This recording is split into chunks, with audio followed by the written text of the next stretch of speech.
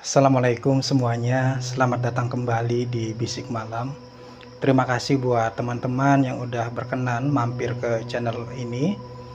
Cerita kali ini datang dari Mbak Narti di Indramayu yang menceritakan pengalamannya di tahun 2016. Waktu itu Mbak Narti masih aktif di Karang Taruna. Jadi ceritanya bertepatan dengan momen perayaan 17 Agustus. Waktu itu kelompok Karang Tarunanya Mbak Narti pengen mempertunjukkan pentas seni semacam drama. Dramanya ini drama horor. Jadi cerita di dramanya ya memang ada pesan positif yang terkandung di ceritanya. Cerita tentang seorang wanita yang hamil di luar nikah. Karena nggak sanggup menahan malu, akhirnya si wanita ini memutuskan untuk bunuh diri dengan cara gantung diri. Nah, hantunya itu nanti yang meneror ya warga sekitar. Ceritanya mau seperti itu. Dan para pemainnya pun sudah dipilih, terus ya naskahnya dibikin, semuanya udah jadi, tinggal latihan. Nah, buat latihan ini karena masih perdana kegiatan ini, jadi belum punya tempat buat latihan, nggak ada sanggarnya. Mereka nyari tempat buat latihan. Memang ada satu rumah di situ yang lumayan besar dan rumah ini udah lama kosong, ditinggal sama pemiliknya. Konon katanya dulu pemiliknya itu meninggal, ya desas-desusnya karena dijadikan tumbal. Jadi ya rumah itu sekarang terbengkalai. Yang punya anaknya juga nggak pernah balik ke situ lagi. Nah akhirnya mereka memutuskan ya buat latihan di rumah itu. Mau minta izin juga minta izin sama siapa kan, jadi mereka izinnya cuman di RT RW setempat lah, minta izin buat ngadain latihan drama di rumah itu. Sama RT sama RW ya diizinin, dan mereka pun ceritanya malam minggu berkumpul di situ buat latihan. Nah saat latihan ini ada temennya Mbak Narti yang berperan sebagai hantu kuntilanaknya, namanya Puput. Jadi Puput ini buat menghayati agak kesusahan.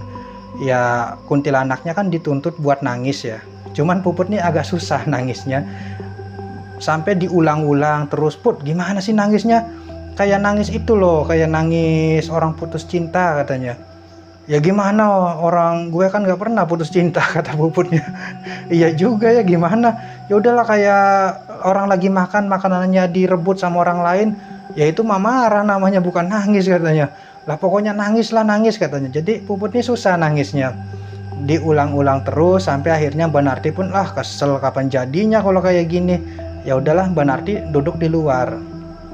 Nah duduk di luar itu kan udah disediain, ada termos, ada kopi, ada teh, ada cangkirnya juga. Mbak Narti bikin teh, terus dia minum teh. Nggak tahu kenapa pas Mbak Narti mau minum teh yang tadinya masih penuh satu cangkir, kan di situ ya nggak ada siapa-siapa ya, yang lainnya kan pada di dalam. Memang ada yang duduk cuman agak jauh. Nah pas Mbak Narti mau ngambil lagi, tiba-tiba tinggal separuh air tehnya. Yang tadinya di cangkir itu full. Loh kok tinggal separuh? Mungkin cangkirnya bocor kali ya. Jadi ya Mbak Narti masih positive thinking, mungkin cangkirnya bocor kali. Ya udahlah, diseruput tehnya, rasanya seger. Yang tadinya urat-urat tegang mikirin Puput yang gak bisa nangis, jadinya tuh relax lagi kan. Nah tehnya ditaruh lagi di meja. Mbak Narti buka HP, scroll, minum teh lagi. Begitu Mbak Narti minum teh, sekarang aneh, jadi di dalam teh itu ada cicaknya. Ya mungkin cicaknya jatuh dari atas kali ya ke teh, cuman gak kedengeran ada suara cicak jatuh. Dan kondisi cicaknya ini masih hidup, padahal air tehnya kan ya panas kan. Ya mungkin masih tahan kali cicaknya, ya masih hidup. Pas mau diminum udah sempat ada beberapa teguk yang masuk. Nah si cicak ini merambat ke mulutnya Mbak Narti. Jadinya kan Mbak Nartinya kaget lah, ya kata-kata kasar dia keluar semua. Cicak kurang ajar, cicak kampret lah apalah kan kata dia. Habis itu Mbak Narti lari ke kamar mandi, soalnya mual, dia nih pengen muntah. Larilah Mbak Narti ke kamar mandi. Untuk pertama kalinya Mbak Narti ya pakai kamar mandi rumah itu. rumah tua yang dari dulu nggak pernah ditinggalin, yang konon katanya pemiliknya ini meninggal karena dijadikan tumbal. Nah, Mbak Narti ke kamar mandinya, nyampe kamar mandi, memang sebelahan. Jadi kamar mandinya ini ada 2 pintu, yang sebelah buat toilet, yang sebelah lagi buat mandi. Jadi disekat antara toilet buat mandi. Nah, Mbak Narti masuk ke yang buat mandi. Di situ Mbak Narti ya tadinya mau muntah kan, cuman nggak jadi, ya cuman sekedar nyuci mulutnya aja pakai air.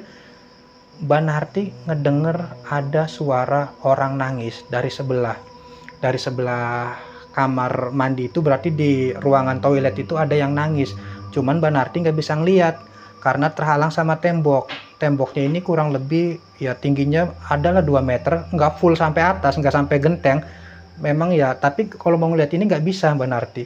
Tapi kedengeran di situ tuh ada yang nangis. Ada yang nangis.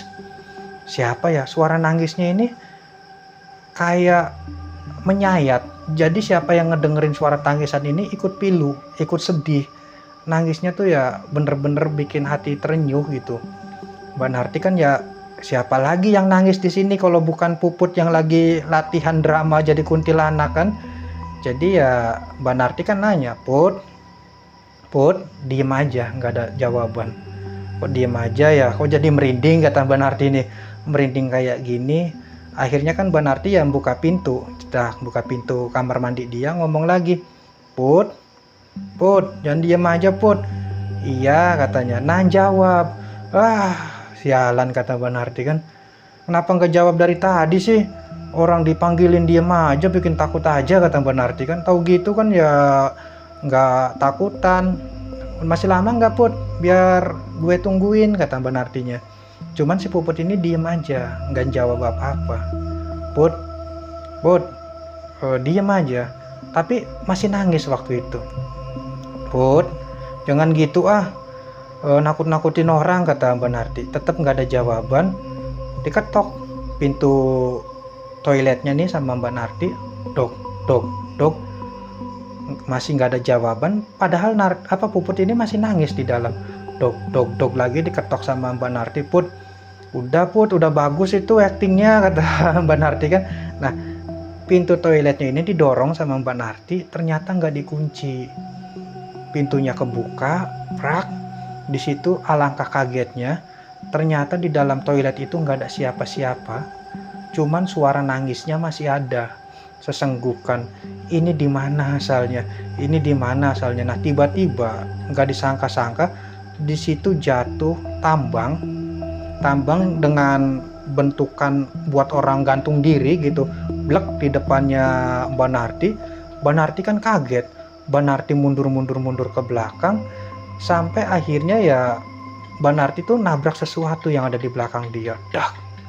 Ini apa ya? Yang tadinya bau kamar mandi lama nggak dipakai, baunya agak pengap, agak lembab, baunya berubah jadi wangi melati.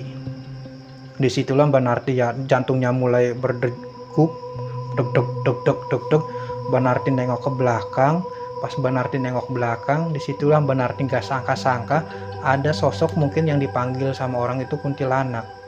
Jadi kepalanya besar, kepalanya ini lebih besar dari badannya, rambutnya mengembang, pakai baju yang kayaknya baju ini ya berlapis-lapis, jadi tebel banget.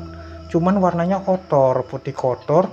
Nah, sementara mukanya hitam, bener-bener hitam, sampai ya nggak bisa kelihatan mukanya, cuman kelihatan matanya putih semua, nggak ada hitam-hitamnya. Mbak Narti terduduk lemas di situ, blek.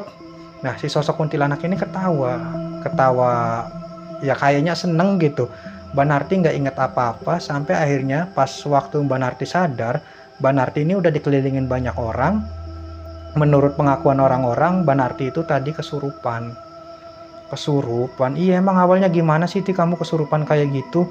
Awalnya ya diceritain sama Mbak Narti itu tadi, dia ke kamar mandi ngedengar ada yang nangis, dia mau lari ternyata dicegat sama sosok kuntilanak dan akhirnya Mbak Narti kesurupan. Ya untungnya di situ kan ada yang ngerti lah, dibacain doa segala macam.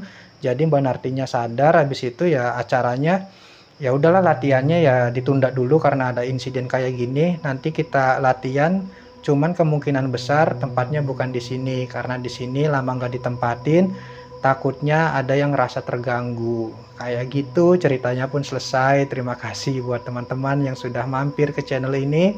Apabila dalam penyampaian banyak kekurangan, mohon maaf yang sebesar-besarnya. Sampai ketemu lagi di video selanjutnya. Saya Mang Asep, pamit undur diri. Assalamualaikum.